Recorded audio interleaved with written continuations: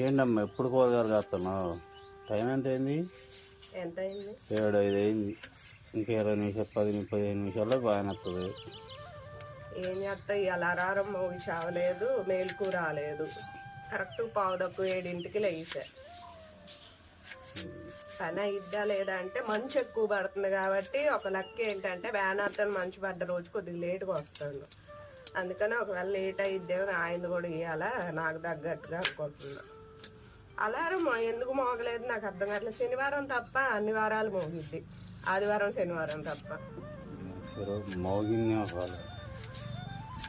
ఏమో అసలు నాకు రాబోయి నీకైనా వచ్చిద్దిగా మేలుకు, నీకు రాలేదంటే అది మోగలేదనే అర్థం.